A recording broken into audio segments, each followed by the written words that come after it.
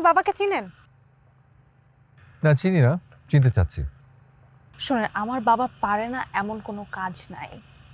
রাকিব ভাই নিশ্চয়ই এতক্ষণে বলেছে আপনি আমার বয়ফ্রেন্ড, আমাদের বিয়ে হবে। তাই নাকি? জি তাই। কি একটা অবস্থা হবে, এখন সবাই আমাকে ভুল বুঝবে। ও আচ্ছা, তাও কথা। অসুবিধা নেই, আপনাকে ভুল বুঝবে না, আমার কাছে বুদ্ধি আছে। মানে? আমি আমি আপনার বাবাকে এখন ফোন দিব। ফোন দিয়ে তাকে বলবো যে আমি আপনাকে কিডন্যাপ করে নিয়ে আসছি এবং তার কাছে আমি টাকা চাইবো। হাসছেন কেন? 1 টাকাও দিবে না। আপনি আমার বাবাকে চিনেন? উনি জগৎ বিখ্যাত কিপটা। উনি উনার মা বাবা ভাই বোনকেই কখনো নিজের একটা খরচের বাইরে 1 টাকাও দেয় না, আর উনি আমাকে মরে গেলেও দিবে না। তাই? জি তাই। আচ্ছা ঠিক আছে, তাহলে প্রমাণ হয়ে যাক যে আমি ভুল, আপনি ঠিক। আমি আপনার বাবাকে এখন ফোন দিব। আপনার বাবা তো নিশ্চয়ই এতক্ষণে জেনে গেছে যে আপনি কোনো একজনের সাথে আছেন। নাম্বারটা ডায়াল করেন।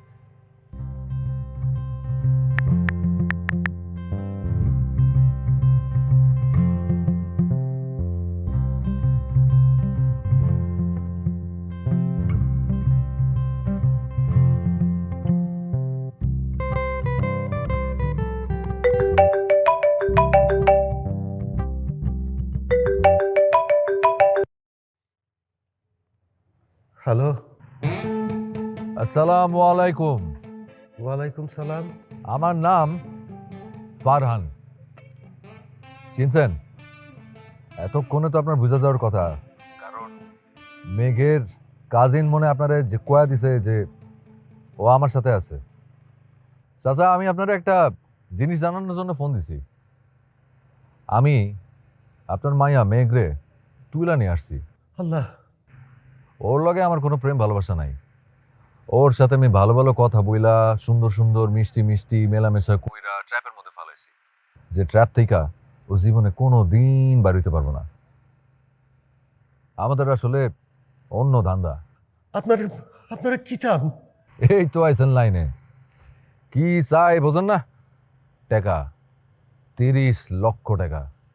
আর যদি টাকা না দেন বা পুলিশি কোনো ঝামেলায় জড়ান, তাইলে আপনি আপনার মাইয়ার লাশ যে কোনো সময় যে কোনোখানে পাওয়া যাবেন। দাদা, দাদা ভাই, ওইটা করেন না ভাই। আমি দিব, আমি দিব, আপনারা যা চাইতেছেন তাই দিব। 30 লাখ, না না 50 লাখই দিব। ভাই, ভাই আমার একটা বাড়ি আছে, আমি ওইটা বিক্রি করে যা পাই সব দিয়ে দিব। আল্লাহর দোহাই লাগে ভাই, আমার মেয়েটার কিছু কইতেন না ভাই। আপনার পায়ে ধরি ভাই, আমি সব দিব ভাই। হ্যালো, হ্যালো ভাইয়া, বাবা আপনি আছেন? ভাই কথা বলেন ভাই। Hello, hello. জি, জি আমি শুনতে পাইতেছি। আমি আপনারে 2 ঘন্টা পরে ফোন করে কইতে চাই কখন কি করবেন। জি ভাই, জানান জানান ভাই। শোনেন শোনেন ভাই, ভাই আমার মেয়েটার সাথে আমি একটু কথা বলতে পারি ভাই? একবার, একবার শুধু ওর কণ্ঠটা শুনবো ভাই। একটু একটু একটু দেন ভাই, আমি আমার মেয়েটার সাথে কথা বলতে চাই। চাচা অবশ্যই পারবেন। আমি আপনার একটু পরে ফোন দিতেছি।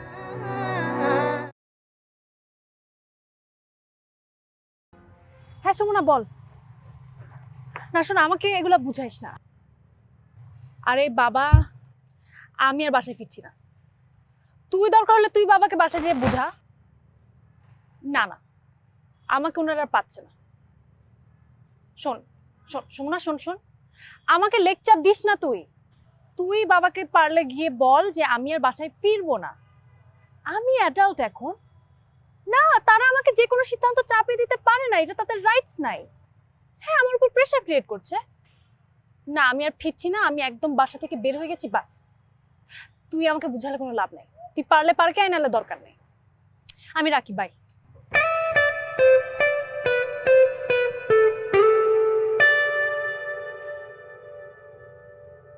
চলে যাওয়া মানে প্রস্থান নয়, বিচ্ছেদ নয়।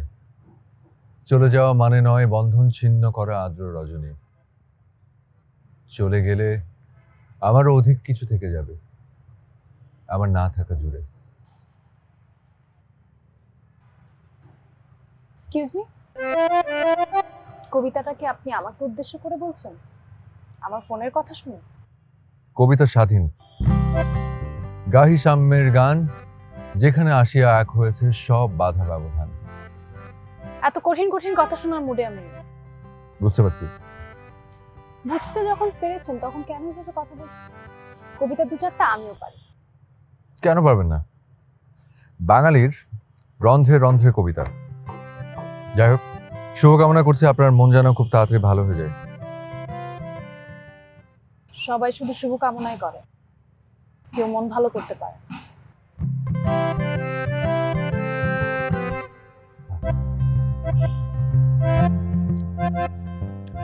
আমি মনও ভালো করতে পারি। তাই? হুম। আপনি শিওর আপনি আমার মন ভালো করতে পারবেন? শিওর। কিভাবে?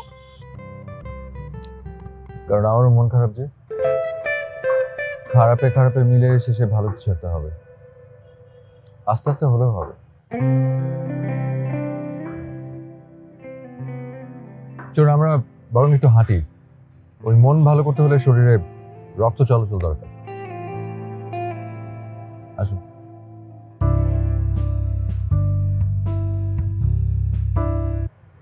হ্যাঁ সুমনা বল। তুই এখন কই, পার্কে? না, আমি এখন ডান্স পার্টিতে। আশ্চর্য, আমি এখন কোথায় থাকবো? আমি পার্কে। আর বাবা রাগ করিস না, আমি তো তোর বাসায় গেছিলাম। বাসায় তো কঠিন অবস্থা, আঙ্কেল তো আমাকে দেখেই বুঝে ফেলছে, আমাকে কঠিন করে ধরলো। তুই কোথায়? তা তুই বাবাকে কিছু বলিসনি তো? তুই বাবাকে বলে দিয়েছিস?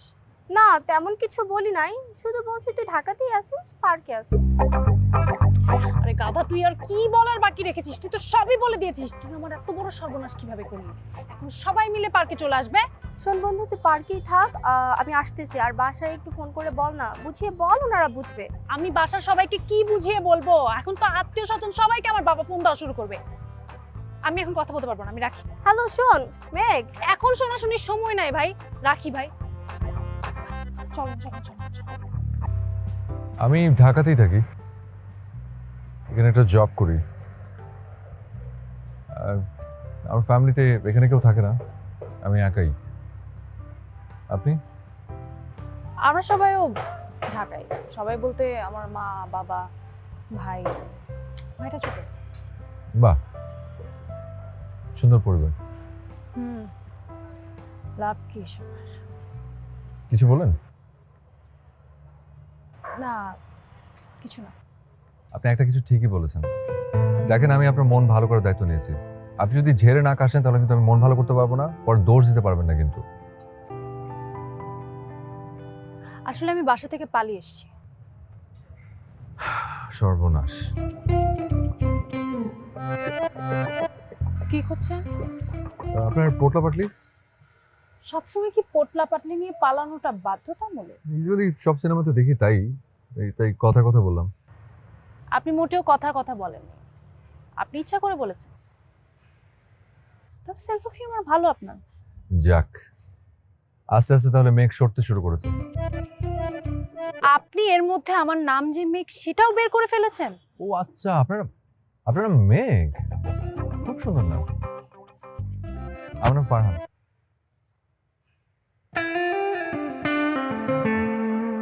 চলুন।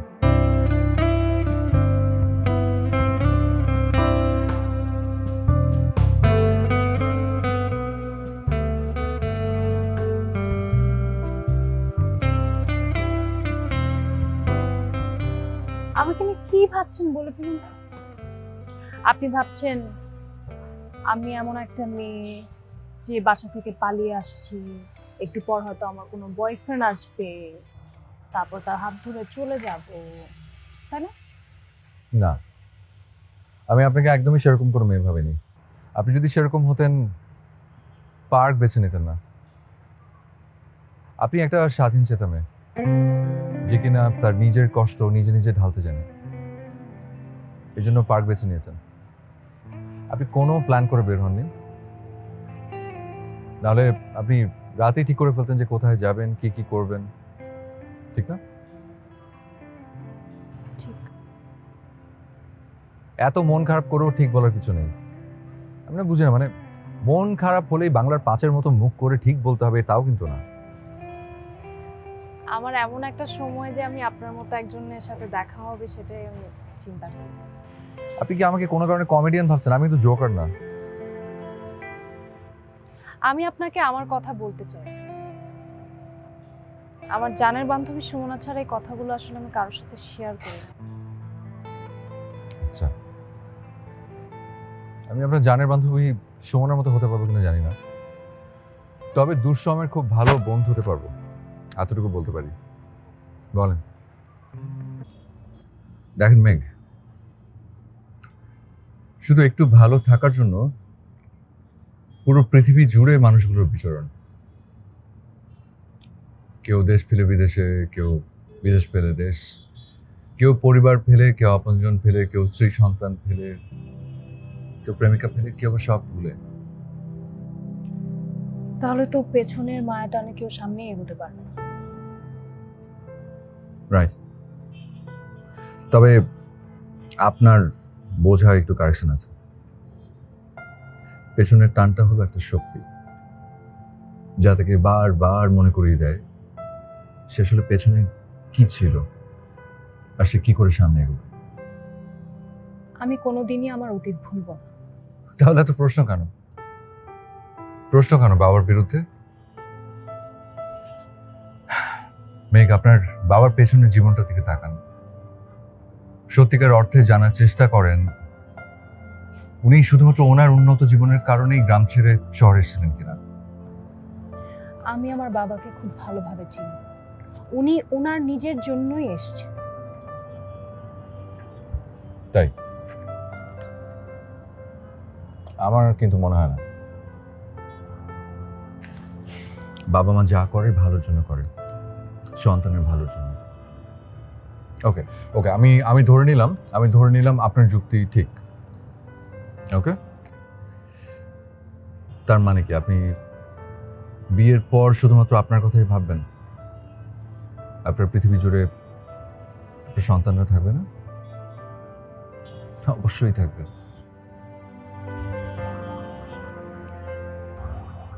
এবার আসেন, তখন আপনি কোথায় থাকবেন? আপনার ছেলেমেয়েরা বড় হওয়ার পর যদি আপনাকে বলে বসে আমরা বাংলাদেশে কেন আমরা বিদেশে গেলাম না, বিদেশে পড়লাম না, উন্নত জীবন পেলাম না, তখন আপনার জবাব কি থাকবে?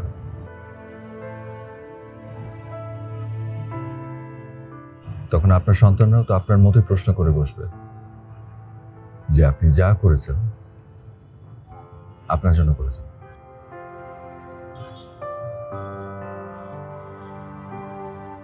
চুপ করে থাকবেন না, বলেন। চুপ করে কোনো সমাধান হবে না, বলেন।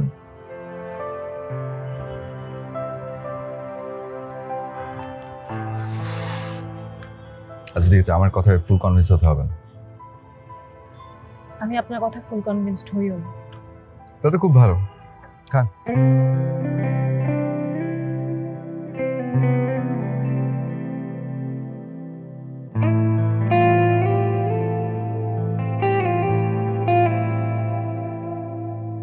আপনি হাসছেন, খুব মজা লাগছে আপনার, তাই না?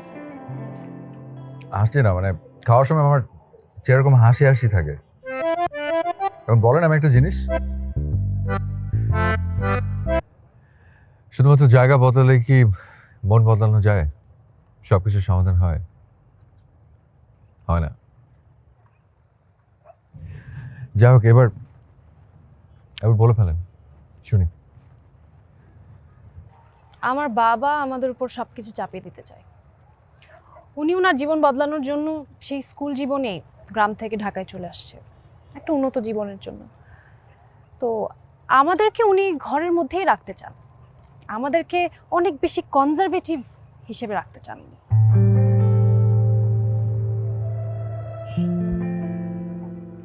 তো এটা কি খুব দোষের কিছু? না, দোষের কিছু হতো না। উনি উনার জীবন উন্নত করার জন্য আমাদেরকে ঢাকার জীবনটা চাপিয়ে দিয়েছেন একটু বেশি উপার্জনের জন্য।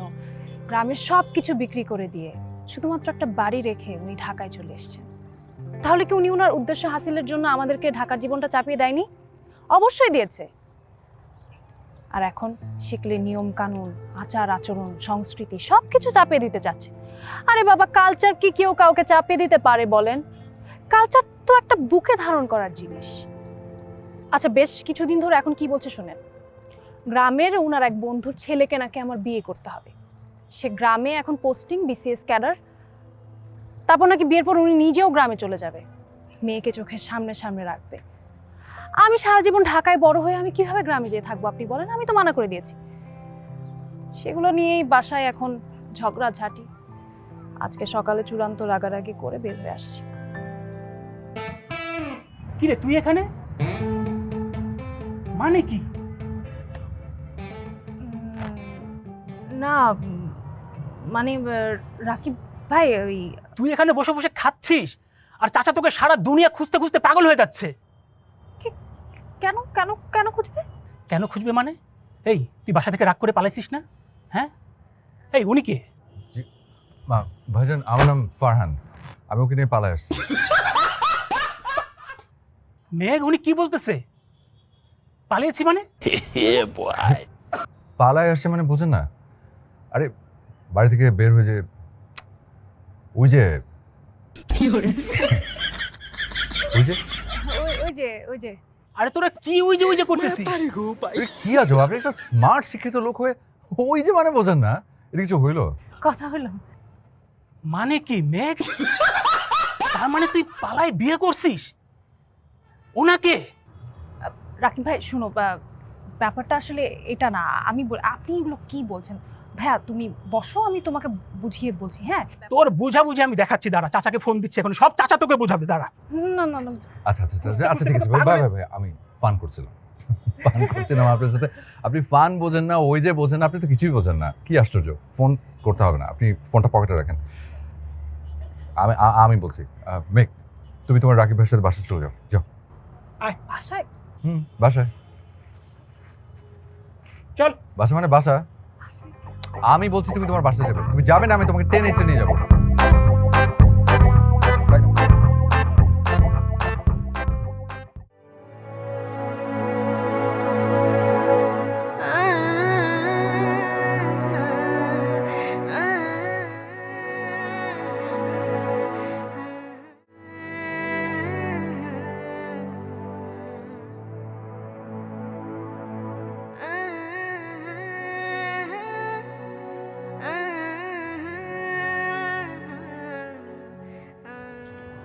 আমি যদি আমার বাসার ছাদটা কিনে নিতে পারতাম।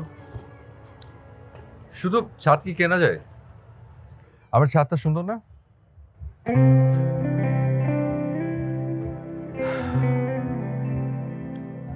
মেঘ, আমি আপনাকে কিছু কথা বলতে চাই, মানে যদি আপনার কথাগুলো শোনার মুড থাকে। না, বলুন কি বলবেন। আমরা দুই ভাই এক বোন। আমার বাবা বিদেশে সেটেলড। একে একে আমার মা, আমার ওই এক ভাই, আমার বোনকে উনি পর্যায়ক্রমে বিদেশে নিয়ে গেছেন। অনেক কষ্ট করেছেন। আমার ভাইকে ওখানে পড়ানো, আমাকে দেশে পড়ানো, বোনকে ওখানে বিয়ে দেওয়া। আমি কোনো দিন চাইনি যে আমার বাবা বিদেশে গিয়ে কষ্ট করুক, যার কারণে সবাই গেলেও আমি জেদ করে যাইনি। সবাইকে কেন বিদেশে যেতে হবে? তো আমি দেশে থেকে গেলাম, বাবার কাছ থেকে অনেক অনেক টাকা চাইলাম। পড়ালেখা দেশেই করেছি, O level, A level, then architecture পড়েছি বাংলাদেশের সব থেকে এক্সপেন্সিভ ইউনিভার্সিটিতে। গত 4 বছর ধরে আমি অনেক বড় একটা কোম্পানিতে জব করি। ভালো আছি আলহামদুলিল্লাহ, অনেক ভালো। যাই হোক, আমার মা গত 1 বছর ধরে খুব করে বলছিল আমাকে যে চলে আয় বাবা, বিদেশে চলে আয়। কিন্তু আমি তো যাবো না। কিন্তু বাবার মন তো মানে না, বলছিল যে দেশের যে অবস্থা, দেশে থেকে কি করবি, ওকে বিয়ে দিতে চাইতো, দিতে আমি যাইনি।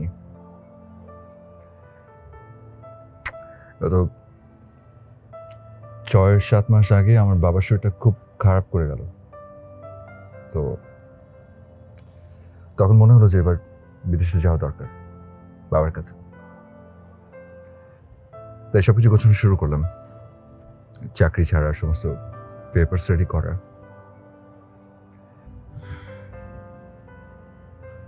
গত 15 দিন আগে আমার বাবা হুট করে স্ট্রোক করেন। আমি একদম পাগলের মতো করছিলাম বিদেশে যাওয়ার জন্য। যখন আমার হাতে ভিসার টিকিটটা এলো, তখন শুনি যে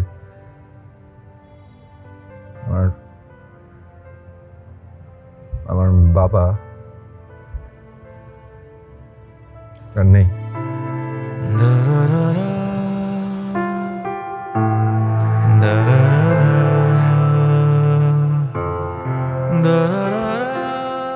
আমি যেতে পারলাম না মেঘ। আমার জেদ আমার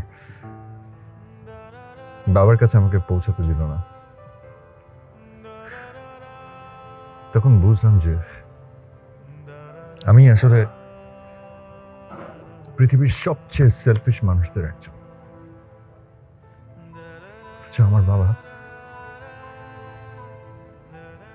আমার বাবার কোনো স্বার্থ ছিল না,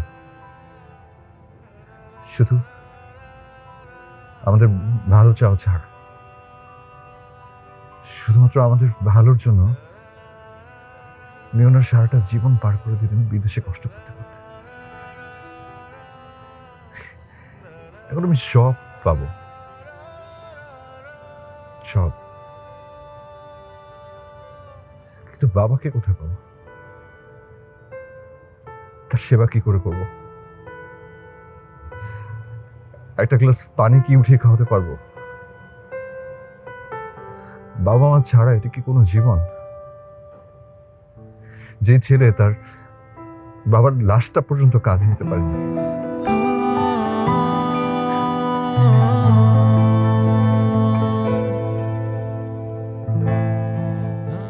সকালে খুব অদ্ভুত লাগছিল আপনাকে দেখে।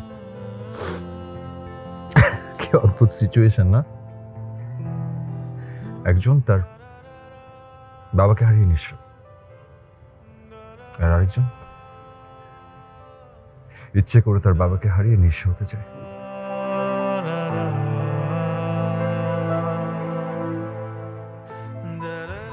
বাবা মারা কোনোদিন তার সন্তানকে হারিয়ে ফেলতে চায় না, তার কাছে বুকের ভেতরে আঁকড়ে ধরে রাখতে চায়। আমার বাবাও চেয়েছিলেন আমি যেন শেষ মুহূর্ত পর্যন্ত তার পাশে থাকি। আপনার বাবা তাই চান যেন বিয়ের পরে শেষ মুহূর্ত পর্যন্ত আপনি তার পাশে থাকেন। আমরা সবাই আসলে খুব সেলফিশ, শুধুমাত্র নিজেরটা ভাবি। আর আমাদের বাবা মা শুধুমাত্র সন্তানের ভালো কথা ভাবে।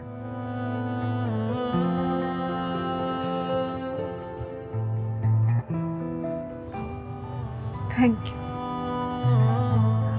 আল্লাহ তাআলা মনে হয় বাবা মা পরিবার সম্পর্কে বোধটা তৈরি করার জন্যই আপনার সাথে আমার দেখা করিয়ে দিয়েছে।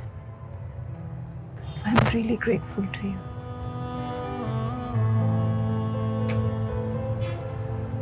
Thank you. আপনি ও, আর আমার হয়ে আপনার বাবাকে সরি বলে দেবেন। আর আপনি যে উপকার করলেন সেটা বলবো না? না, কারণ কৃতজ্ঞ থাকার জন্য কিছু করি না। আজকের দিনটা জীবনেও ভুলবো না। আমি তবে একটা মেয়েকে তার বাবার কাছে ফিরিয়ে দিতে পেরেছি, এটা সব থেকে বেশি ভালো লাগছে। আর আমি বাবাকে হারিয়ে শুধু দিন গুনছি। আপনার বাবা আপনাকে ছেড়ে চলে যায়নি। আপনি সকালবেলা আমাকে কি বলেছেন আপনার মনে আছে? চলে যাওয়া মানে প্রস্থান নয়, বিচ্ছেদ নয়। আপনার বাবা চলে যায়নি। আপনার বাবা সবসময় আপনার হৃদয়ে আছেন। আপনি মনে করবেন আপনি সবসময় আপনার বাবার আঙুল ধরে রেখেছেন। বাই।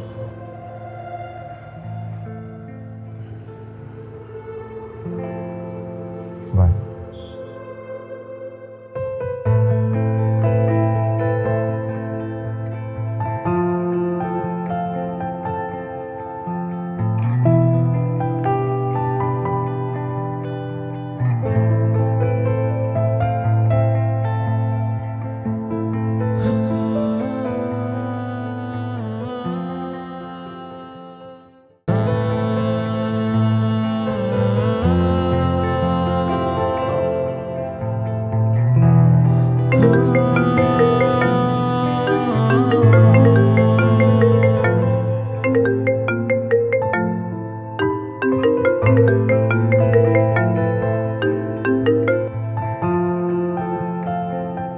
হ্যালো। একটু নিচে নামতে পারবেন?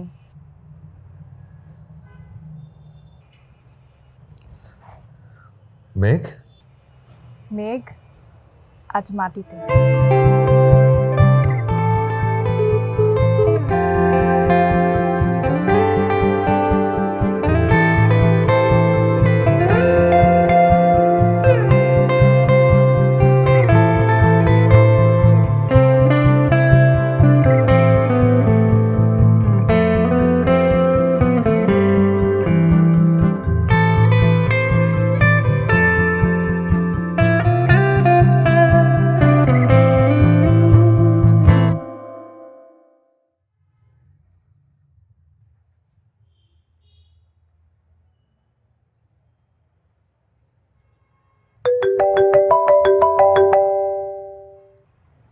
আপনি কোথায়? আমি তো নিচে। ওমা, আপনি সত্যিই ভেবেছেন মেঘ মাটিতে? আপনি এত বোকা? এটা কোনো কথা? আপনি আসলে কোথায়? ছাদে এসে আকাশে তাকান।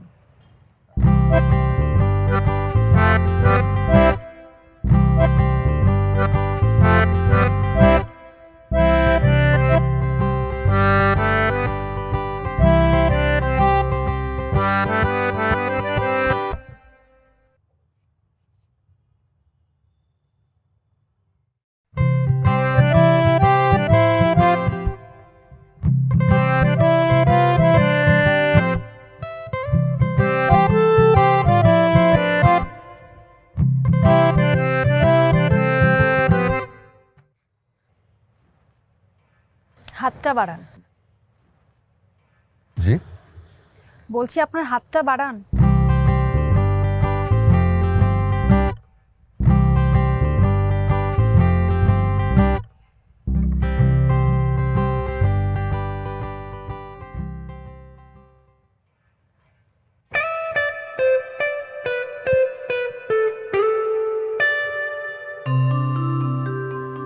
ছাদটা আপনার নামে দিয়ে দিলাম। মাঝে মাঝে মেঘ দেখতে আসতে পারবো না?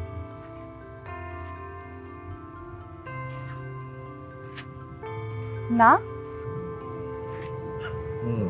মেঘ লিখেছে আমায়, আমার হয়ে সে তাকে দেখতে চায়। আমি বলি হ্যাঁ মেঘ দেখাবো,